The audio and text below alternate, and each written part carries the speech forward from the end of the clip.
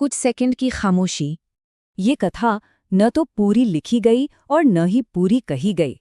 तो चलिए आज हम उसी अनसुनी कहानी में उतरते हैं। एक ऐसी कहानी जिसे सिर्फ ग्रंथों में नहीं बल्कि गहरे ध्यान में बैठे ऋषियों ने अपने अनुभव में पाया। तो ये कहानी है एक ऐसे युद्ध की जो असल में कभी हुआ ही नहीं। और अच्छा ही हुआ कि नहीं हुआ, क्योंकि अगर ये महायुद्ध हो जाता तो शायद ये सृष्टि, ये ब्रह्मांड आज होता ही नहीं। तो आखिर ये सब शुरू कैसे हुआ?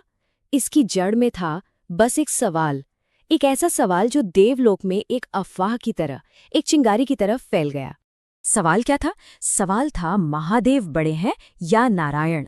और जानते हैं, ये सवाल किसी देव या असुर ने नहीं पूछा था। इसे उठाया था खुद काल ने, यानी समय ने। मानो समय खुद ब्रह्मांड के संतुलन की परीक्षा ले रहा था। और जैसे ही ये विचार अस्तित्व में आया, पूरे ब्रह्मांड में एक हलचल सी मच गई। एक तरफ महादेव अपने गहरे ध्यान में लीन थे, तो दूसरी ओर नारायण योग निद्रा में। और इस सवाल की ऊर्जा से सृष्टि का संतुलन बिगड़ने लगा। तभी महादेव की तीसरी आंख बस जरा सी खुली और उसकी एक झलक ने ही तीनों लोकों को हिलाकर रख दिया। इस अपार शक्ति को महसूस करते ही नारायण समझ गए, ये सिर्फ क्रोध नहीं है, ये तो पूरी सृष्टि के लिए एक बहुत बड़ी परीक्षा की घड़ी। और बस उसी पल नारायण वैकुंठ से कैलाश के लिए निकल पड़े, एक ऐसे महाटक्कर के लिए जैसा पहले कभी नहीं हुआ था। जब नारायण कैलाश पहुंचे तो महादेव की गंभीर आवाज गूंजी। उन्होंने एक गहरा दार्शनिक सवाल पूछा, नारायण, आज तुम मुझे रोकने आए हो या खुद को पहचानने?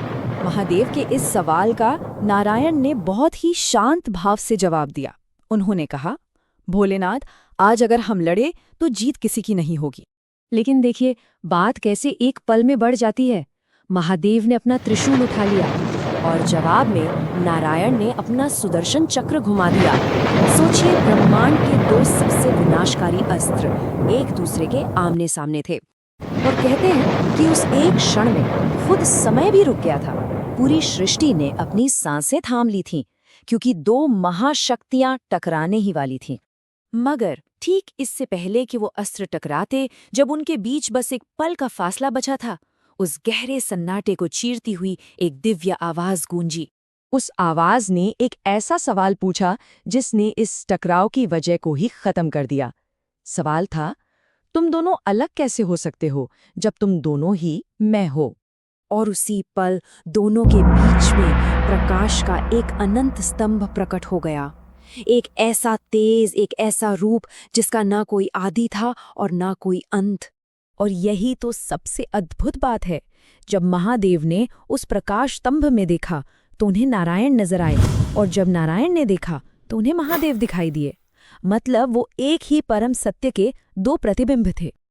उस दिव्य प्रकाश से आती आवाज ने उस अनंत सत्य को उजागर किया, मैं ही शिव हूँ, मैं ही विष्णु हूँ, मैं ही ब्रह्मा हूँ और मैं ही काल हूँ। यानी सारे रूप एक ही परम चेतना के हिस्से हैं, कोई अलग है ही नहीं। तो जाहिर है इसके बाद क्या हुआ? संघर्ष खत्म हो गया, क्योंकि अलग होने का जो भ्रम था वो टूट चुका था। महादेव का त्रिशूल नीचे आ गया, नारायण का चक्र स्थिर हो गया। वो युद्ध कभी हुआ ही नहीं, क्योंकि असल में तो लड़ने वाले दो कभी थे ही नहीं। तो चलिए इस कथा के सबसे जरूरी सबक की ओर बढ़ते हैं, वो अंतिम ज्ञान जो हमें यहाँ से मिलता है। महादेव ने स्वयं इस सत्य को स्वीकारा, जो मुझे अलग मानता है वो अधूरा है। और इसी बात को आगे बढ़ाते हुए नारायण ने कहा, जो मुझे श्रेष्ठ मानता है वो भी अधूरा है। तो इसका मतलब क्या हुआ?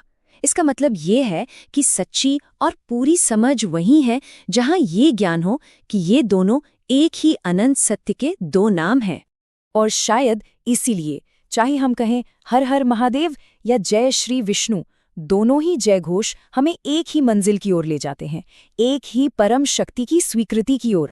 तो ये कहानी हमें यही याद दिलाती है कि पूर्णता किसी एक को चुनने में नहीं, बल्कि ये जानने में है कि ये दोनों ही एक ही अनंत सत्य के दो नाम हैं।